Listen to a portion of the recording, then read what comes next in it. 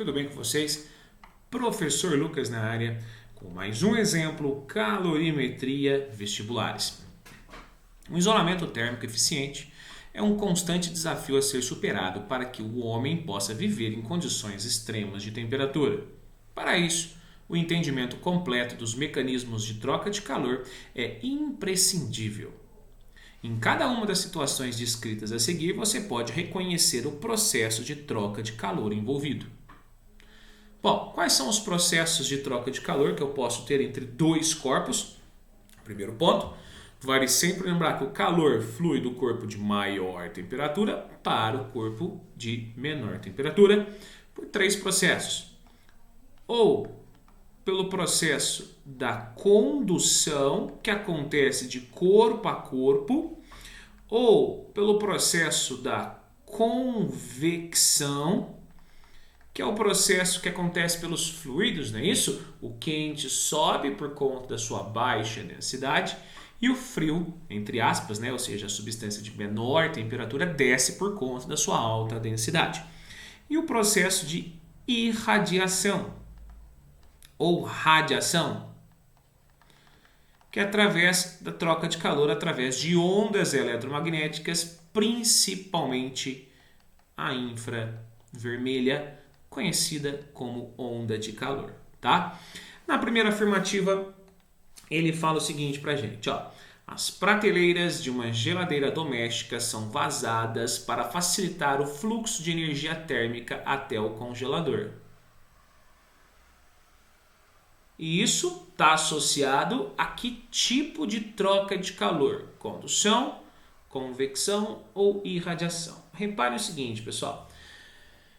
Na realidade, quando eu estou trocando calor, podem ocorrer as três trocas, as duas ou apenas uma. Geralmente, na prática, ocorrem mais do que uma. Tá? Mas o exercício pede, evidencia-se mais o quê? Então vamos pensar na geladeira, pessoal.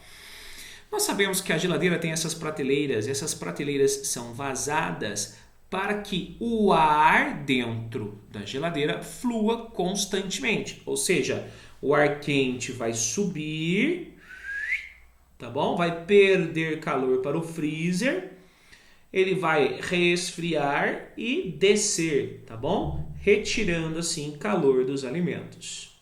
Isso se evidencia mais associado ao poder da convecção, tá? Então, a melhor alternativa aqui no preenchimento da primeira seria a convecção. Segunda afirmativa. O único processo de troca de calor que ocorre no vácuo é quem? Gente, no vácuo é a ausência de matéria. A ausência de matéria não pode ser condução, porque condução é molécula por molécula. Não pode ser convecção, porque eu preciso do movimento da água ou do líquido. Então, no vácuo, por exemplo, entre o Sol e a Terra, a única forma de transmissão de calor é através dos raios infravermelhos, principalmente, tá bom? Ou seja, através das ondas eletromagnéticas, das ondas de calor. Então, a melhor alternativa seria irradiação ou apenas a radiação, tá? E para fechar esse exercício, olha só a terceira afirmativa. Uma garrafa térmica é mantida vácuo entre as paredes duplas de vidro para evitar que o calor saia ou entre, tá? Então eu tenho duas paredes de vidro. Vidro e eu tenho vácuo entre elas. Vamos tentar exemplificar melhor? É só isso, professor, uma garrafa térmica? Não, né, gente?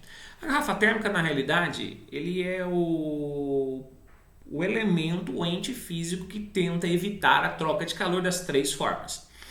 A tampa serve como isolante térmico, tá bom? Evitando a convecção dentro da garrafa. Nós temos a parede interna, que é essa ampola, ela é espelhada de vidro. Por que ela é espelhada? Para refletir as ondas de calor. Então ela tenta impedir, a parte espelhada tenta impedir a troca de calor por irradiação.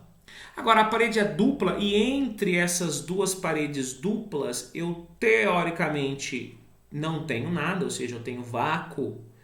Porque vaca ausência de matéria, então desta forma eu estou dificultando a troca de calor de molécula para molécula. Eu estou dificultando a troca de calor por condução. Ficando assim a melhor opção, alternativa D de dado. Tudo bem? Espero vocês no exemplo 2.